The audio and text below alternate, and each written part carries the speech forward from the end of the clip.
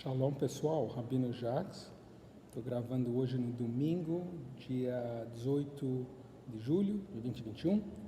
E hoje, excepcionalmente, eu estou de férias, estou aqui em Águas de Lindóia. Mas hoje é Tisha B'Av, né?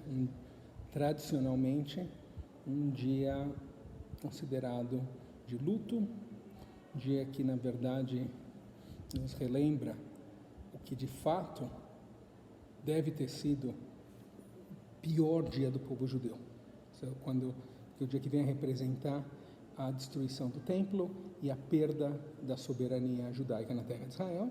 E eu diria que, de certa maneira, até pior que o Holocausto. Por quê? Porque afetou a todo o povo, 100%. Né? Naquele então, todos viviam na terra de Israel, na grande maioria, e, portanto, teve implicações enormes. Obviamente, a diáspora, consequentemente, vários outros eventos horríveis na história judia, né? Na história judia não faltam, infelizmente, eventos tristes, né? Ou seja, esse é o que mais tem, né? E eu acho que, de certa maneira, a diáspora foi causadora disso, porque os judeus se transformaram numa minoria vivendo entre outros povos, né? Mas há muitos outros eventos tristes que eu já vou tentar explicar para vocês. Então, mas o que eu penso é o seguinte, que de todas, eu tenho certeza que eu vou ser muito criticado, sobretudo para quem não entende metáforas, ou depois você deixa a sua opinião aí. Fala nisso, se não está inscrito, se inscreve, se você gostou do vídeo, deixa um like para nós. Então, é assim, imagina, eu vou tentar te explicar o que eu acho que Tisha B'Av não tem mais nada a ver. Que não só não é um dia que nós deveríamos ficar de luto, ficar triste, mas na verdade é um dia que nós deveríamos ficar alegres. Tá? Primeiro, porque, inclusive a tradução judia ela é muito legal nesse sentido, ela diz que Tisha B'Av, né, é o pior dia, o dia que conecta com a destruição do templo e outras desgraças. Nesse mesmo dia, o Messias nasceria. Certo? Não quer dizer que necessariamente o Messias vai nascer, mas quer dizer, da destruição, dentro dela está a semente da construção. Ou como, né, o mito da fênix, né, que ela renasce das cinzas. E, na verdade, se você pensar bem,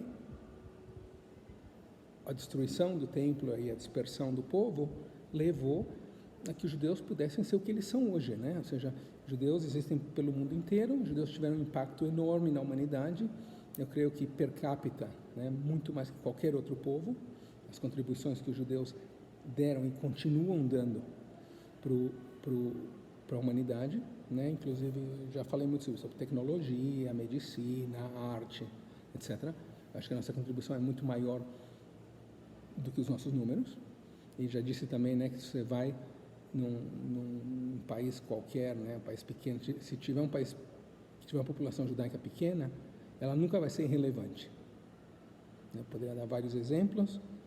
Um dos exemplos que me ocorre, obviamente, é Honduras, da onde vem a minha esposa e os pais dela. Tem muito poucos judeus, deve ter, quem sabe, 100 judeus, talvez nem tantos, porém eles são uma parte importante da economia do país, do comércio, das relações exteriores, da política, né? Ou seja, os judeus, onde eles estiverem, eles vão ser importantes, porque esse, no final, é a nossa função, é ser uma luz para as nações.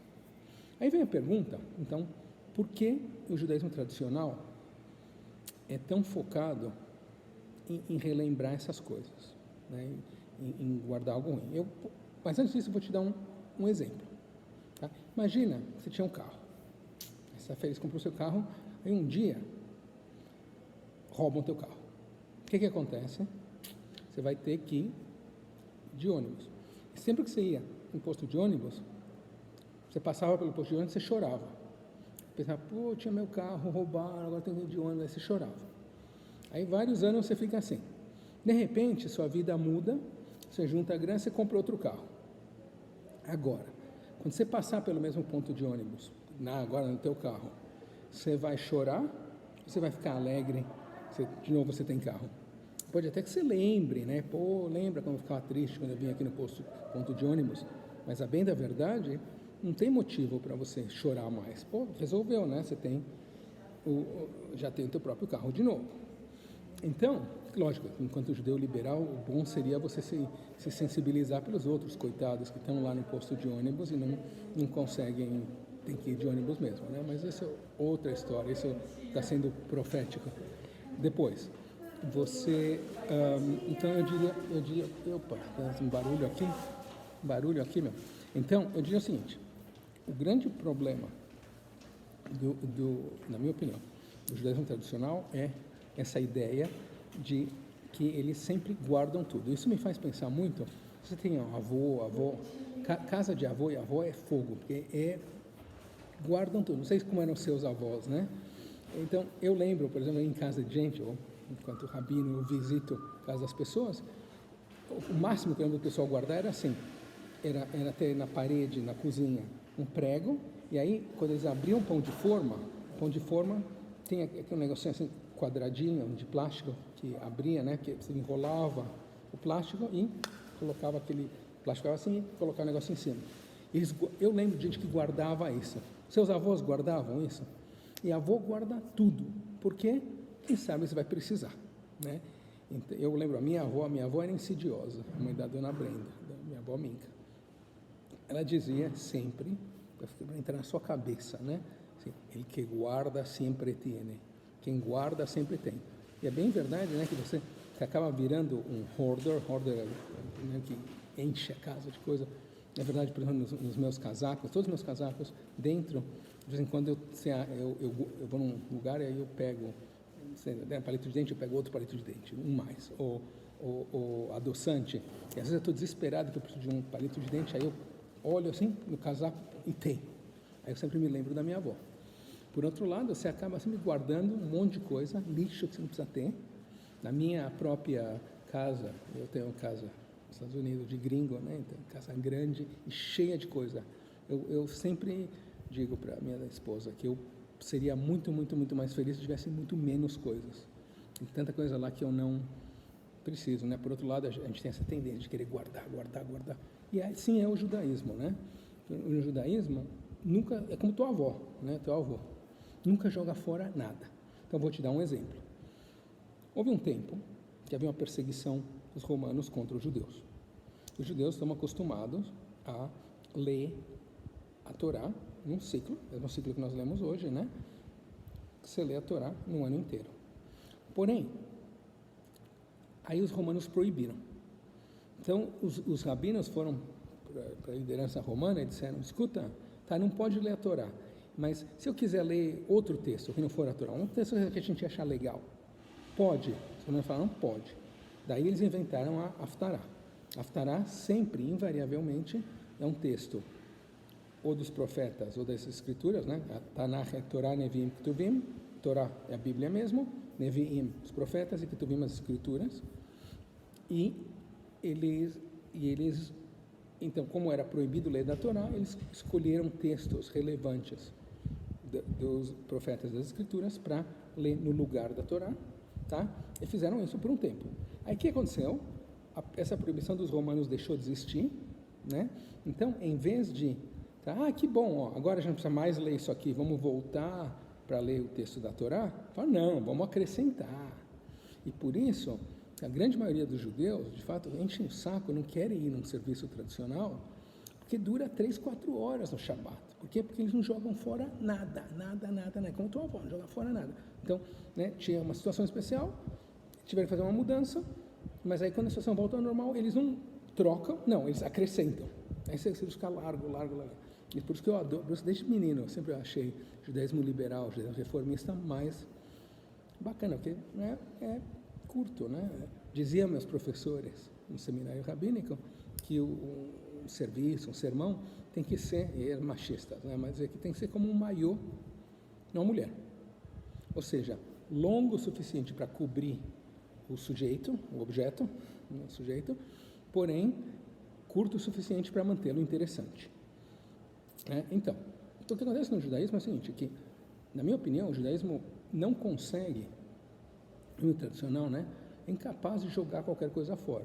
É baseado na ideia de que nossos ancestrais faziam isso, então devia ser importante, então a gente tem que fazer também. Mas na verdade, se você se pôr a pensar, o tema central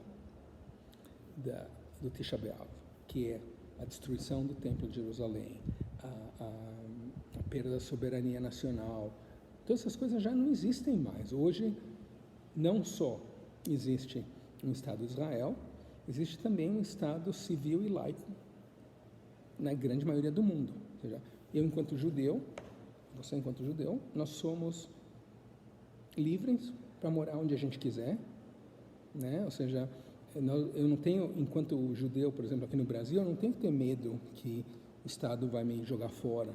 O Estado tem um compromisso comigo e eu com o Estado, de ser brasileiro, de ser norte-americano. Eu tenho compromisso duplo aqui. Mas, né, ou seja, então, esse risco para a vida judaica, esse risco para as pessoas,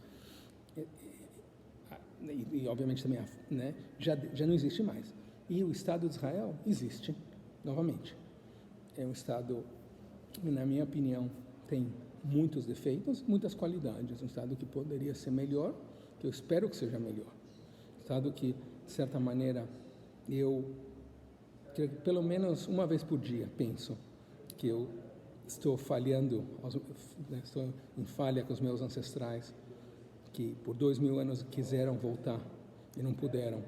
E eu opto por não morar lá, mas é um Estado que, de fato, tem um papel, né, na minha vida enquanto judeu. E, enfim, então o que eu quero dizer é o seguinte, que, na minha opinião, o Tisha B'Av não é a data, não deveria ser uma data de luto, senão uma data que nos faz pensar, monitores para crianças aqui no hotel,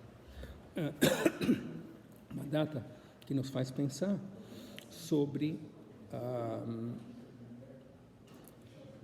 outros povos, né, que vivem sob condições piores, né? Por isso que eu acho que os judeus, sobretudo os judeus liberais, têm sido pioneiros em falar, em trazer causas sociais, pessoas que vivem situações horríveis, né? Mas eu acho que para nós, enquanto Deus nunca houve um mundo melhor do que ele é hoje, também pela existência do Estado de Israel, o que, na minha opinião, portanto, esvazia, né?